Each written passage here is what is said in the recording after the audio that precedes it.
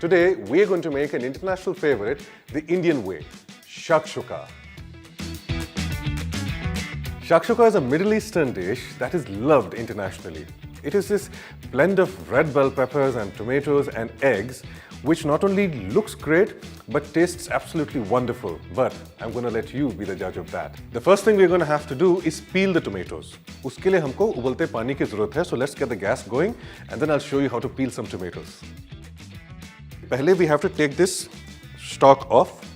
Make one slit across the top like this, and another slit across the top like this, in an X shape. और आपको दिखाने के लिए I'm now going to put these into boiling water. फिर उसके बाद उसको peel करेंगे.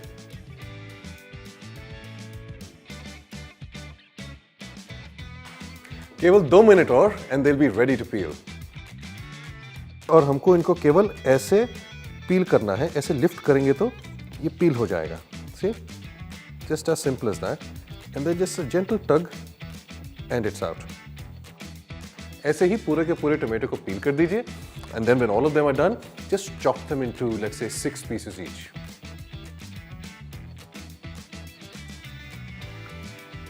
And now it's time to chop some bell peppers. To chop these bell peppers, I want to do them round. So therefore, I'm going to have to remove the seeds और फिर उसको गोल-गोल काटेंगे.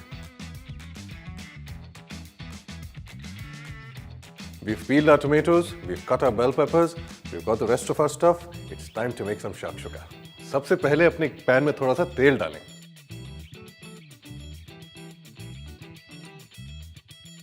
सबसे पहले we are going to soften some onions. अब जब हमारे जो इंडियन क्विजीन है ना, हम उसमें ज्यादातर प्याज को भूनते हैं. But in this case, what we'll do is just gently soften them. We'll just gently put them in some soft heat, some medium heat, ताकि वो थोड़े से translucent, pinkish, transparent, depending on what kind of onion you use, कुछ वैसे हो जाए. और प्याज के साथ we'll put in some garlic.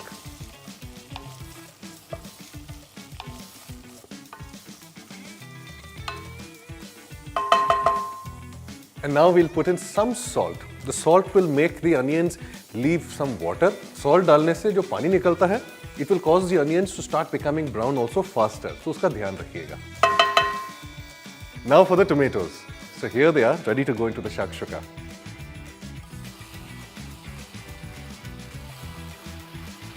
Now the other thing we have to do now is to add the bell peppers. अब bell peppers को हम इसके अंदर डालेंगे और फिर उसको थोड़ी देर तक रखेंगे जब तक कि द बेल पेपर्स सॉफ्टन.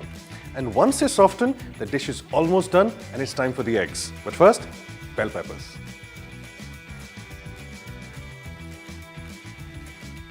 अब इसको हम थोड़ा मिला लेंगे and then after that we'll add some spices.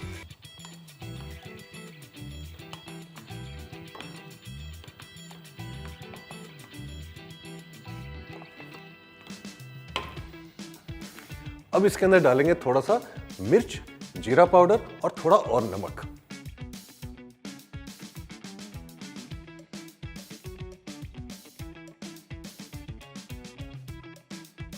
अब थोड़ा सा मिर्च powder.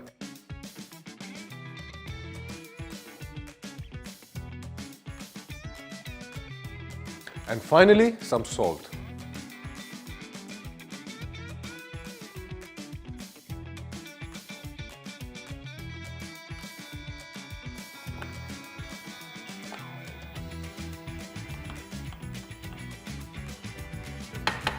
Now we have to wait until the bell peppers have softened a little bit.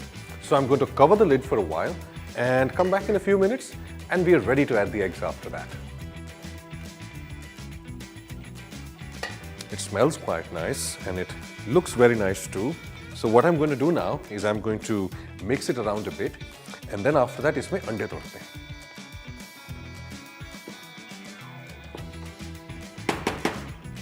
Now let's put in some eggs.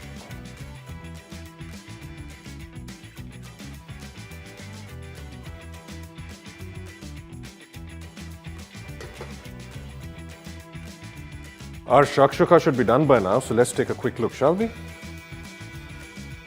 All right, it is. Now we'll add some garam masala.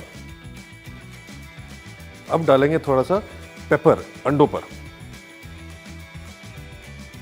अब थोड़ा सा धनिया.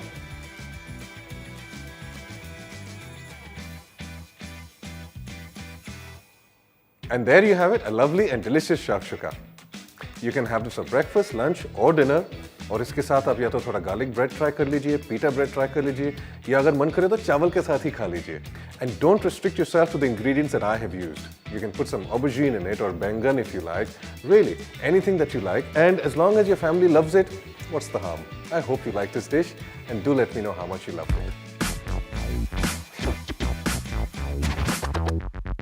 Hi everyone, I hope you are doing well. My name is Ishan and I'm going to show you a very simple bread made with everything that you got as leftover in your fridge. I'm using rice and a lot of coriander to make this nice hearty bread loaf. Let's get started and see what all I have. So I've got with me some refined flour, which is maida. I've got some leftover boiled rice from last night's dinner. The older the rice is, the better it is because it will help in fermentation. I've got some chopped coriander. You can even use spring onions or chives or even spinach.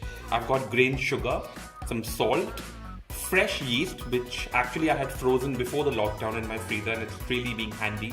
I've got some sea salt, which I'm going to sprinkle on top of the bread. I've got some milk and I've got water. So now we're going to activate our dough and make the yeast. For that, we have water. I'm going to mix the two liquids together. So all the milk goes inside. Now the yeast, which is right here.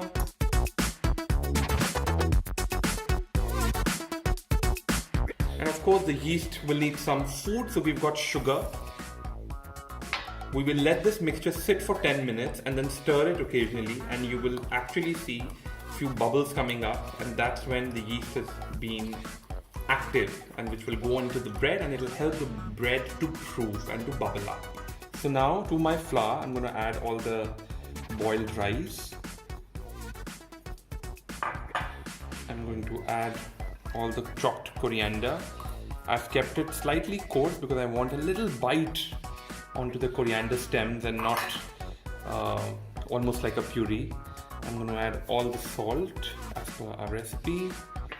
And now gradually I'm going to mix our mixture of milk, yeast, sugar and water. And slowly start mixing it so it forms into a dough. The dough would be slightly sticky, but don't worry. You can use a little bit of oil to kind of settle it. The dough would be slightly sticky, as you can see, but that's absolutely fine. It'll in fact become even more stickier once the rice is mashed with the flour. At this stage, I'm just going to keep it for 10 minutes and let it rest so that after 10 minutes, it'll be easy for me to knead the dough as the gluten would be formed.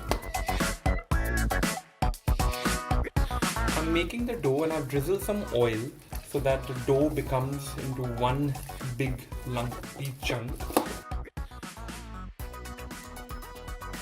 To this dough ball, I'm going to just put a little water, like hardly, like just a little bit of moisture, which I had in my palms, and I'm going to sprinkle some sea salt on the top. Just whatever sticks together. It's basically just to have a little crust and salt and a little crunch. So now we will now rest this dough for 30 minutes and we will bake it at 200 degrees for 20 to 25 minutes based on your oven. Now we will just put it to rest and wait. So now after 30 minutes, we see that the bread loaf has kind of increased in size.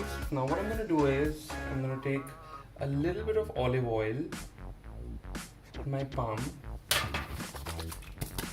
rub it all around and now knock it back. You see how soft it is? This is because of the resting that we've done for 30 minutes and the entire bread has formed gluten in it.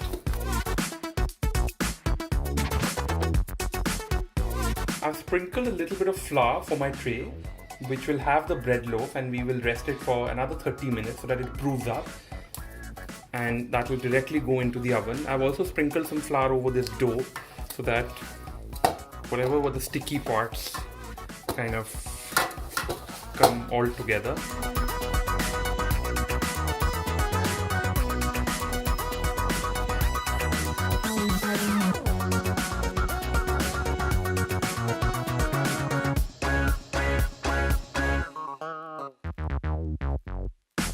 you.